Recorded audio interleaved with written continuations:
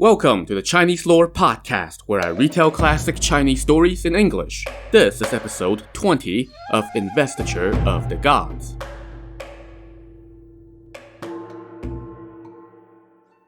Last time, things were looking dire for Ji Chang, the Grand Duke of the West. One moment, his eldest son Boyikao was being led off towards seeming doom, and Ji Chang was getting disturbing omens from miles away.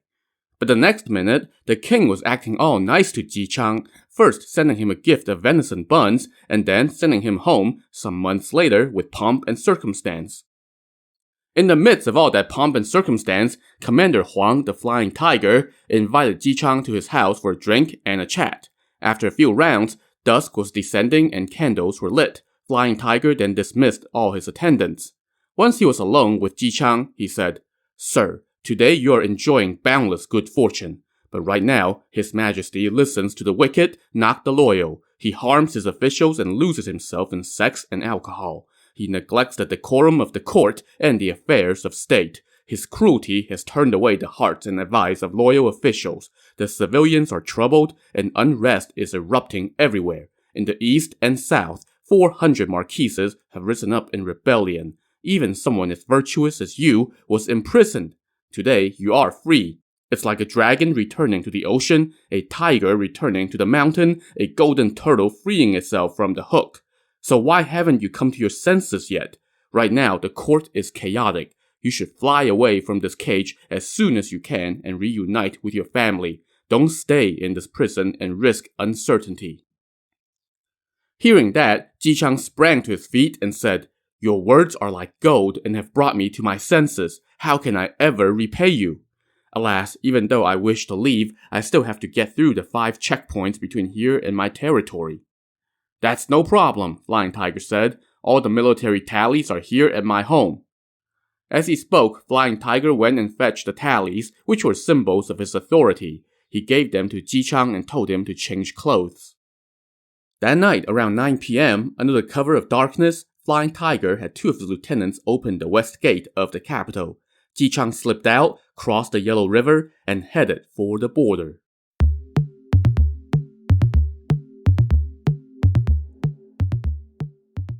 So, before we get too far on the road, let's backtrack and delve into what transpired that made King Zhou do a seeming 180 toward Ji Chang. The last we really saw him, King Zhou was blowing his lid at the star-picking tower, fuming over what he thought was an attempt by Ji Chang's son, Boyikao, to kill his queen, Ji. So let's flash back to that moment and pick things up from there.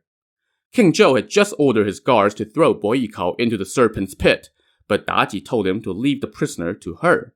She met the guards at the foot of the tower and gave them their marching orders. First, they nailed Boyikao to a cross by his hands and feet. As he suffered this painful punishment, Boyikao cried out and cursed Ji non-stop. "You whore! You will reduce the Shang's enterprise to ashes! My death is of no concern. My reputation for loyalty and filial piety will endure. I may not have been able to eat your flesh in life, but I swear I will feast on your soul in death." As he cursed, the guards moved on to their next gruesome task. They started slicing off Boyikao's flesh, bit by bit. Soon, Ji Chang's eldest son had been reduced to meat paste.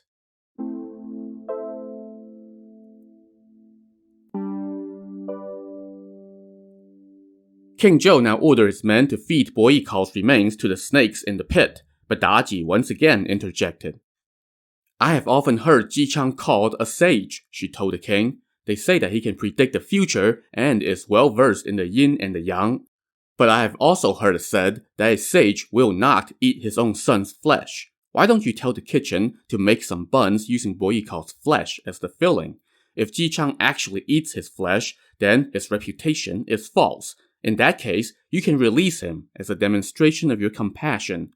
But if he refuses to eat his son's flesh, then you should execute him at once to eliminate any future trouble." "Your advice suits my thoughts exactly," King Zhou said. So later that day, the envoy showed up at Ji Chang's residence in the town of Youli and bestowed upon him the gift from the king. Now, remember that Ji Chang had gotten some ill omens earlier that day, and he had cast a divination. When he did so, he immediately realized what had happened to his son and what was about to happen to him. "My child," he lamented in his thoughts, "you did not listen to me, and now you have suffered such a cruel death. If I don't eat your flesh today, I cannot escape. But how can I bear to do it? And I can't even cry, or it will give away my knowledge of what's to come, and that will put me in peril as well." And so Ji Chang swallowed hard and mourned in silence. And when the messenger arrived with the king's gruesome gift, Ji Chang literally swallowed hard and forced himself to eat 3 buns, knowing full well their content. As he watched Ji Chang, the envoy secretly sighed and thought to himself, "Everybody says Ji Chang knows heaven's secrets and can tell the future, and yet he doesn't even recognize his own son's flesh and is feasting on it. Looks like everything they say about his abilities is just a lie." When the envoy returned to court, King Zhou was playing chess with his 2 sycophant officials, Fei Zhong and You Hun. The envoy recounted how Ji Chang ate 3 buns and even thanked the king profusely for the gift. "Ji Chang has a sterling reputation as someone who can tell the future and understand heaven's secrets," King Zhou said to the 2 sycophants, "and yet he didn't even know that he was eating his own son's flesh. It's obvious that his reputation is fake. He has been imprisoned here for 7 years. I'm thinking about releasing him back to his state. What do you all think?" Fei Zhong, however, disagreed. "Ji Chang's divinations are always accurate. He must have known that it was his son's flesh. He only forced himself to eat it to avoid being executed. It's a scheme to earn his freedom and one born out of desperation. You must not fall for it." "No, if he knew it was his own son's flesh, he would not have eaten it," the king said. "He's a virtuous man, and no virtuous man can ever bear to eat his own son." "Ji Chang may look loyal and honest on the outside, but he is quite crafty on the inside," Fei Zhong said. "He has fooled many people. You should keep him in the town. It's like keeping a tiger locked up and keeping a bird in a cage. Even though you aren't executing him, it would diminish his prowess. Besides, the rebellions in the east and south have yet to be put down. If you let Ji Chang return to the west now, it would be creating one more source of concern. Please think about it." "You're right," the king relented, and so Ji Chang remained under house arrest.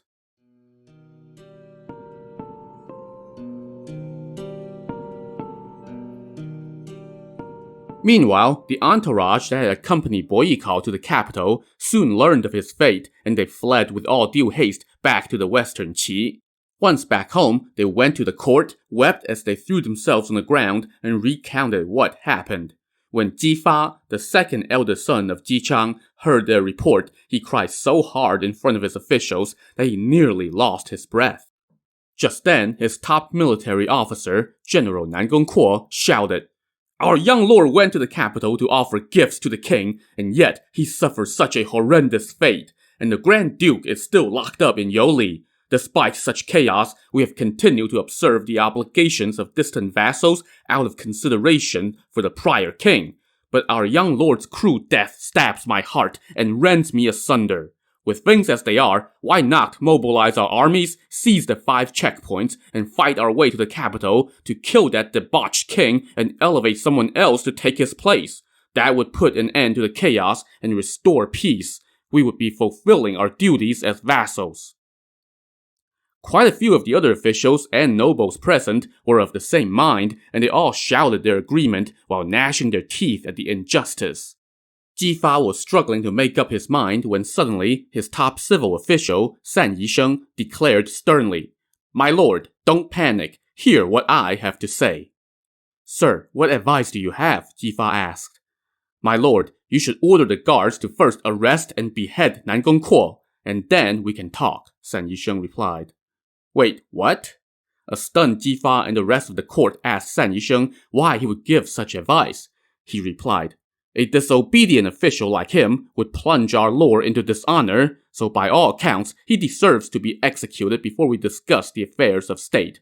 You all are just brawn, no brains. You don't understand that our Grand Duke is still observing the responsibilities of an official. Even though he is under house arrest, he has not uttered a single complaint.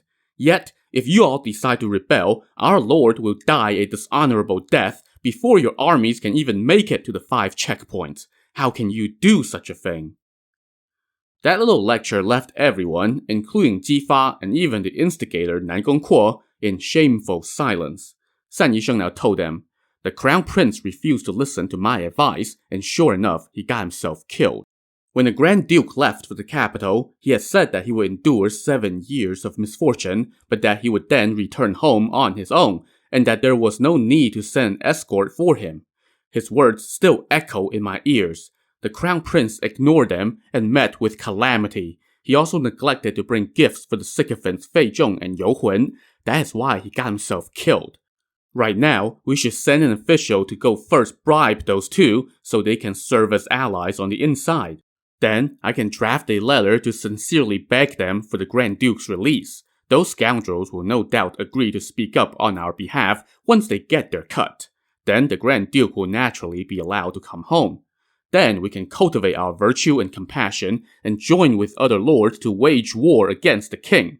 All the realm will answer our call. It will please the masses to remove the cancer and replace it with someone whose actions are more appropriate. On the other hand, if we seek out defeat, we will forever be remembered as a laughingstock." "Sir, your words are wise," Ji Fa said. "You have instantly resolved the issue in my mind. Your advice is golden. But what should we send as presents, and who should lead the party?" "You just need pearls, white jade, colorful satin, gold, jade belts, and such," San Yisheng said. "Prepare 2 packages of presents. Deliver one to Fei Zhong and the other to You Hun. Have 2 officers disguise themselves as merchants and travel to the capital to deliver those gifts. Once Fei Zhong and You Hun have received the gifts, our lord will be safely home soon." So Ji Fa immediately prepared the gifts. San Yisheng wrote 2 letters, and they sent 2 officers to deliver them. The officers made it across the checkpoints incognito. Once they arrived in the capital, instead of staying at the government guest houses, they instead stayed at private inns to lay low. One day, after court adjourned, Fei Zhong returned home and was informed by the doorman that an envoy from Western Qi had arrived. "About time," Fei Zhong said with a chuckle. "Send him in." The envoy entered and introduced himself and explained why he was there. Fei Zhong read the letter that he bore and said, "I, San Yisheng, a lowly official of the Western Qi, respectfully present this letter to High Minister Fei Zhong. I have long admired your great virtue, but have not yet been able to call on you because I am too ashamed to disturb you. I have not had the fortune of serving you, an opportunity for which I have yearned. My lord Ji Chang offended the king with his words. He should not have been spared, but thanks to your kindness, he was allowed to live. Even though he is imprisoned in Youli, you have given him a chance to live out the rest of his life there. What more could we hope for? We are far away and can do nothing to express our profound gratitude except pray night and day for your good health and longevity. Now we are presenting you with 2 pairs of white jade discs, 2,400 taels of gold, and 4 rows of satin as a meager expression of the gratitude of the people and officials of our land. Alas, our lord is in his waning years, and it is truly pitiful for him to reside long-term in Youli. He also has an old mother, young children, and forlorn officials who are concerned about him and wish to see him again. Any compassionate gentleman would be able to empathize. I beg you to exercise your immense compassion and spare 1 word to change the course of heaven. If our Lord can come home, your kindness would be immense and you will be revered by generations of our people." After reading that lovely piece of bootlicking, Fei Zhong thought to himself, "These presents are truly valuable, but how should I proceed?" He thought for a bit and then told the envoy, "Go on back for now and relay the following to Minister San. It is better that I do not write a return letter, but sooner or later I will find an opportunity and help your lord return home. I will not disappoint you." So the envoy thanked Fei Zhong and left. Meanwhile, the other envoy did the same routine at the home of the other sycophant, You Hun. When the 2 envoys got back together and compared notes, they were delighted with the outcome and hurried back to Western Qi. As for the 2 sycophants, they each accepted their bribe, but did not tell each other about it. One day, they were both playing chess with King Zhou on the star-picking tower. King Zhou was in a good mood because he had won 2 games in a row, so he called for a feast. the two sycophants sat next to him and offered him toast after toast. In the midst of this party, King Zhou suddenly mentioned how Ji Chang's son Boyikao was such a master musician and how sweetly his white-faced monkey sang, and then he said that Ji Chang ate his own son's flesh. All this talk about him being able to divine the future is nonsense. Where was his power then? Seizing the opportunity, Fei Zhong said, I had heard that Ji Chang had treasonous intentions, so I had always been on guard against him. But recently, I sent a confidant to You Li to check on him. All the people of the town said that he is actually very loyal, and that he prays every day for peace and prosperity in the country. Even though your highness has imprisoned him for 7 years, he has never uttered a single ill word about you. In my view, he really is a loyal official. King Zhou's like, but dude, you were the one who was telling me that he was a traitor. That's why I didn't release him earlier. What's up with this change of heart?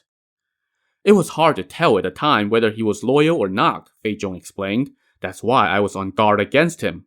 But after sorting through the facts, I have come to realize that he is indeed a loyal man. As the saying goes, it takes a long journey to reveal a horse's endurance, and it takes time to see a man's true heart. King Zhou now asked You Hun what he thought, and You Hun said, Fei Zhong's report is indeed correct. In my view, Ji Chang has suffered for many years under house arrest, and yet he has been instructing the people of the town, and their conduct has been outstanding. They understand loyalty, filial piety, chastity, and honor, and know nothing of wickedness. They all call Ji Chang a sage. Since your highness asked me, I dare not reply with anything but the truth. Even if Fei Zhong had not spoken as he did, I would have. Well, since both of you are saying the same thing, then Ji Chang must be a good man after all, King Zhou said. I am thinking about pardoning him. What do you think? Whether or not he should be pardoned is something that I dare not decide, Fei Zhong said. But he is loyal and filial, given that he has never uttered a complaint in all the time that he's been at You Li. If your highness pities him and allows him to go home, he and his state would be reborn. They will be grateful for your kindness. They will no doubt do all that they can and put their lives on the line to repay you. I believe Ji Chang would be loyal to you for the rest of his days. Seeing how strongly his colleague was advocating with Ji Chang, You Hun figured that Fei Zhong probably got the same bribes he did. And he figured that he should play his part as well, so that he too could get in on benefiting from Ji Chang's gratitude in the future. So he told the king, Your highness would already be bestowing heavenly kindness on Ji Chang by letting him go home. But if you bestow an extra degree of kindness on him, then he will no doubt be forever loyal to the country. Right now, the Grand Dukes of the East and West are laying siege to our defenses on the borders. Battle has been raging non-stop. In my foolish opinion, you should promote Ji Chang and give him the fake appearance of authority so that he may reign over the Western Qi on your behalf. Given his great reputation, all the nobles of the land will follow his example, and the rebels will retreat without a fight. King Zhou was delighted by this suggestion and praised both sycophants for their great ideas. He then issued a decree and dispatched an envoy to You Li to break the good news to Ji Chang. So, fast forward back to the present, and the newly freed Ji Chang has slipped out of the capital by night and was now traveling toward Tong Pass, the first of the 5 checkpoints between the Shang territory and the Western Qi. Meanwhile, the officials at his guest house panicked when he didn't come back that night, and they quickly reported this to Fei Zhong. When Fei Zhong heard the news, he told the officials that he would take care of it. But once the officials left, he thought to himself, Ah crap, I was the one who advocated for Ji Chang's release. What should I do now? Short on ideas, he quickly invited fellow sycophant You Hun over to huddle. When he told You Hun what happened, You Hun said, No need to worry, we've got this. We can go see His Majesty and ask him to send 2 officers to chase down Ji Chang and bring him back. We'll charge him with insulting the king and execute him in public immediately, and that will be the end of that. So the 2 of them hurried over to Star-Picking Tower. Fei Zhong told the king, Ji Chang is undeserving of your kindness. He has disobeyed the court's orders and insulted you. Just 2 days after leaving the palace, instead of repaying your kindness, he has secretly fled. He must be harboring ill intentions. If he is allowed to reach his territory, he will no doubt cause unrest. We dare not keep it from you. Please make a decision at once. King Zhou flew into a rage. You two told me that he was loyal, and that he was praying for the country every day. That's why I pardoned him. Today's trouble is all your fault. Yu Hun said, Men's hearts are always hard to read. You can see their faces but not their thoughts. As the old saying goes, when an ocean dries up, you will see the bottom, but even when a man dies, you still can't read his mind. Ji Chang must not have gone far. Please order the generals Yin Po Bai and Lei Kai to lead 3,000 riders and arrest him so that he may be punished for fleeing. King Zhou agreed, and the chase was on.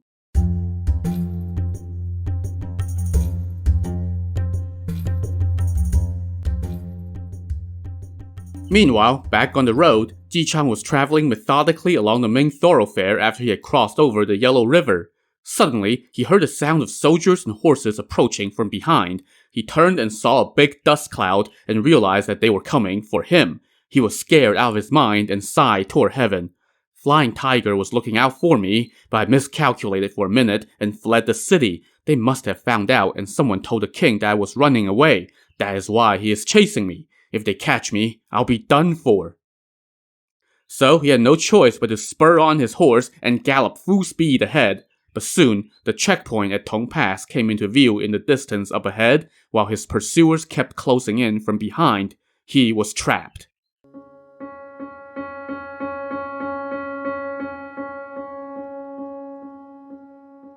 In the midst of this dire situation, Ji Chang suddenly heard a voice ring out from the top of a hill. You down there, are you Ji Chang, Grand Duke of the West? He looked up, and then all around, but saw no one. I'm done for, he lamented. I hear a voice, but see no one. Ghosts must be playing tricks on me. Just as he was setting off again, he heard another shout. Are you the Grand Duke of the West? He looked up again, and this time he found himself staring at a fearsome-looking creature standing on a nearby hilltop. It had a blue face with red hair, a broad mouth, and protruding fangs. Its eyes looked like bronze bells and glowed with flickering light. On its back were 2 huge wings. Ji Chang was scared out of his mind, but then he collected himself and thought, if he is a demon or a ghost, then he won't be speaking to me in human tongue, and with things as they are, it's not like I can avoid him anyway. Let me ride up there and see what he wants. So he rode up to the top of the hill and called out to the creature, Valiant, how do you know who I am? The creature immediately fell to its knees and said, Father, please forgive me for arriving late and making you suffer such a fright. Forgive your unfilial son. Huh? What? Sir, you must be mistaken, Ji Chang said. Why do you call me father? I am Thunderbolt, the son you adopted on Yan Mountain, the creature said. So here's a refresher in case you forgot, and who can blame you if you did, given how much craziness has happened since then.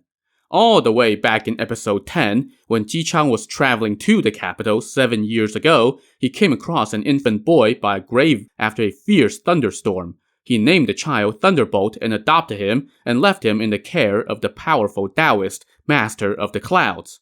And now, 7 years later, father and adopted son were reunited, and the first thing out of Ji Chang's mouth was, What happened to your face?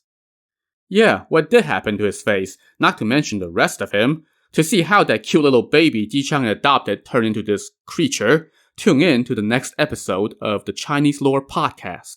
Also, if you're enjoying the show, consider taking a minute and leaving a 5-star review on Apple Podcasts or wherever you listen to the show to help others discover it. Thanks for listening.